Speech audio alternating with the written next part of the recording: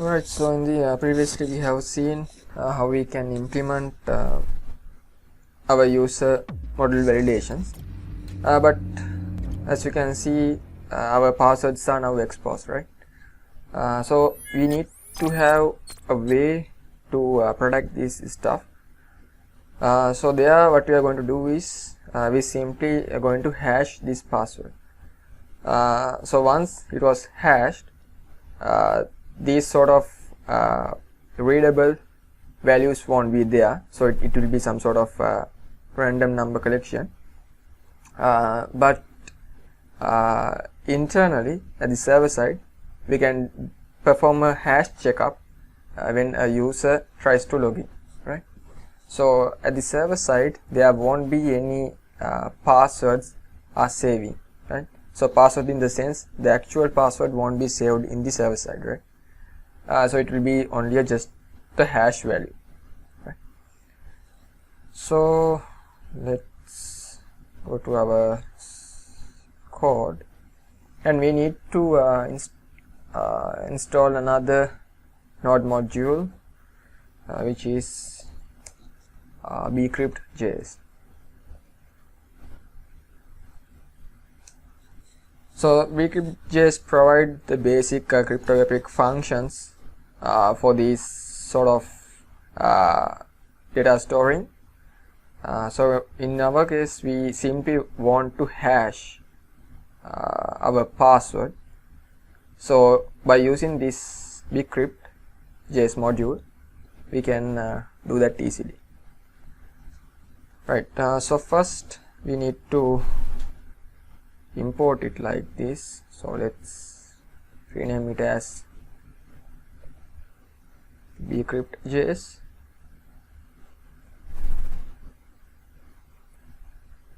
Bcrypt.js. Right, so package name is correct, right? Bcrypt.js. Yeah. Right, so now we can simply use this Bcrypt.js to hash this password. So what we can do is that when this model is saving at the database, before this model is saved we can hash this password and save it, right? So in order to achieve these sort of tasks we are going to use query middlewares, right? So query middleware is basically called before the saving of the query operation, right? So first the query operation will be performed, then it will go to the query middleware, then query middleware will pass the object to the query model saving functions, right? Then the object will be saved at the database, right? So we can have a query middleware for hashing the password over here. So we are using this query middleware before the saving, right? So we are using this pre method, so we need to specify what is the function. So function is basically saving, and we need to specify the synchronous function over there, and this follows this middleware pattern, right? And once the operation is done it will point to the next middleware. So this is necessary to point to the next middleware, otherwise our model won't be saved, right? Okay, so first we need to check our password is modified or not, right? Because if the password is not modified there is nothing to be hashed, or in later on that we are going to update these user details and stuff. This will again and again hash the password because it won't be necessary, right? Only one time we need to hash the password, and until we are going to change the password again this will be stays as it is. So first we need to check our password is modified or not. So here we can simply use the is modified method over the password field, and if it is modified then we can perform the action, but if it is not modified we can simply save the existing object, right? So it will simply pass to the next function, which is this model saving. But if it is modified, which means we have to hash the password again. So let's say hash the password. So the password will be reassigned by going through bcrypt.js hash function, and this is the original password, and we need to specify the salt numbering as well. So salt is basically it's like how much times that we need to perform this hashing before it is generating the final hash, right?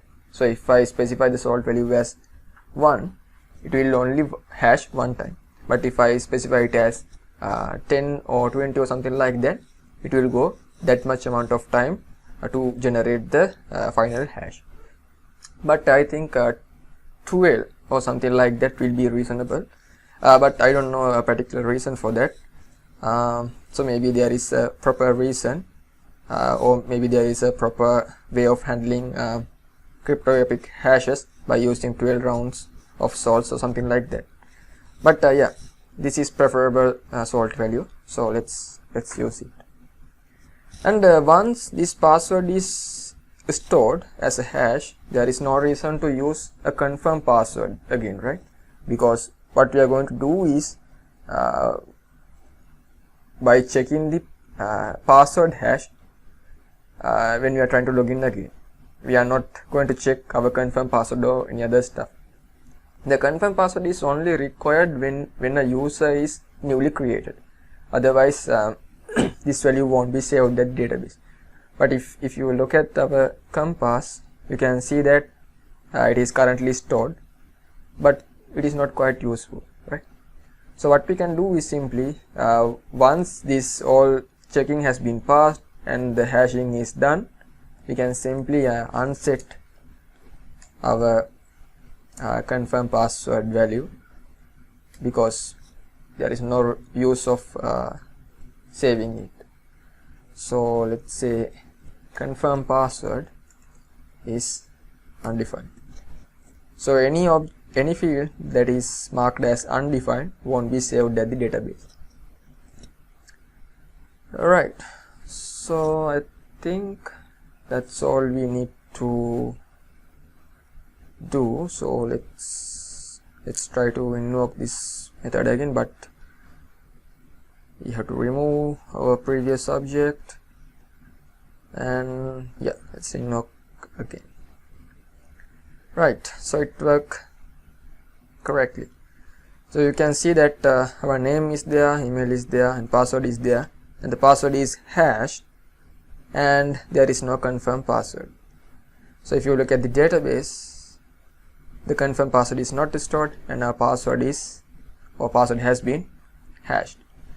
But again, returning these password details to the client is not a quite good practice, because there is a hacking mechanism known as a rainbow attack.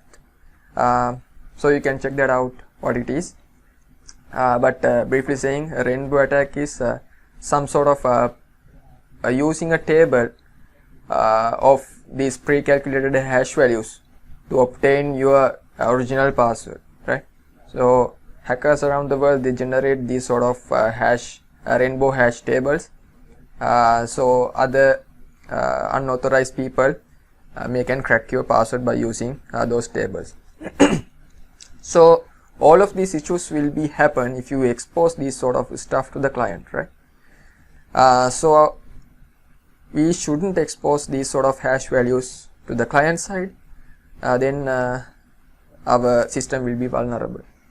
So by using MongoDB, simply what you can do is that you can prevent the returning of these sort of fields to the client. So at the user schema, simply we have to specify that not to select this stuff. Right. So even if we trying to select a user query by accident, this will not return or not expose our password hash details. Right. So it's quite a good practice to follow up there. So let's try to remove this object and re-invoke our function again.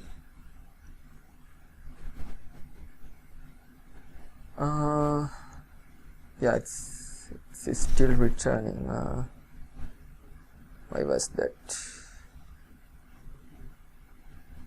Let's try to delete it. And yeah.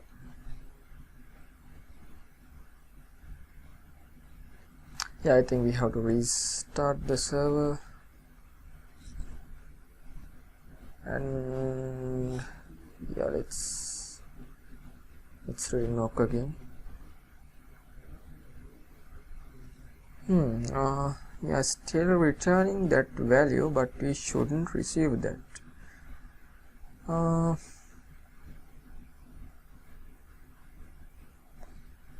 Yeah, did I made a mistake? Let me check.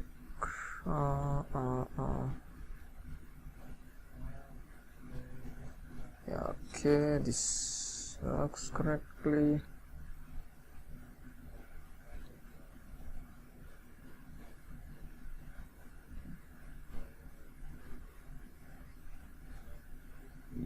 Yeah. So if I specify select as false, it shouldn't return that value, but let's try to restart our server, and let's delete this stuff.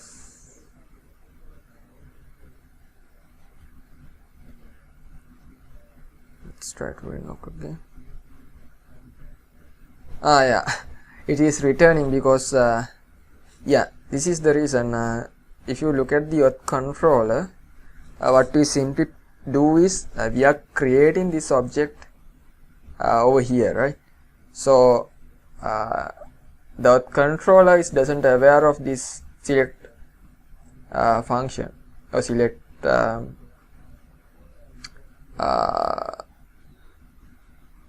select is false kind of thing, right? But later on, when you are performing these sort of retrieving queries, it shouldn't receive or it shouldn't return that password values for us. But yeah, I think for now this stuff will be okay. But again, when you are returning this user related stuff, we shouldn't return those passwords. So what we can simply do is that we can do that thing over here. So let's say if there is no new user, then it will return an app error. So if you remember, maybe at the update password, or no, maybe delete, yeah, we return this sort of value. So let's have it over there. Let's say user is not created or something like that, and if it is created successfully, what we can do is we can construct a new secure user or something like that, and this contains basically all the new user related stuff. So spread the new user except the password. So the password will be simply null. Right, so now let's return the new secure user. So let's try to clear our database and return and invoke the method again. Yes, now it returns, but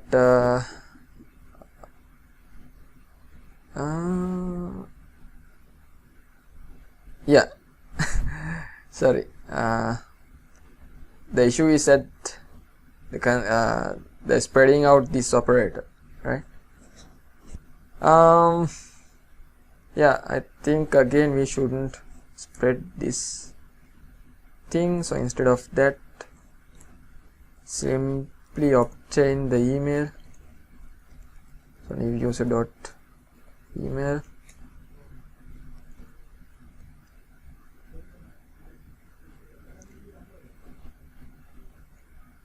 Yeah, I think in either way these user related details we shouldn't expose, because later on we are going to construct a JSON web token. So right there we can construct a token by using these credentials, encapsulating these credentials. Then we can do those validation and stuff. So I think yeah, the returning user related details by constructing a new user object won't be quite necessary. Simply we can return a message, right? So let's say user is registered or something like that. But obviously we are going to take a look at how to use this new user object to construct a JWT token back to the user, right? But for now this stuff will be enough. So let's remove this object and invoke this again. Yeah, it simply says user is registered, and yeah, the value is stored as well. Right, so that's it. And yeah, quite a few bugs were at the last moment, but yeah, those stuff will be happen. And yeah, we'll see how we can do proper stuff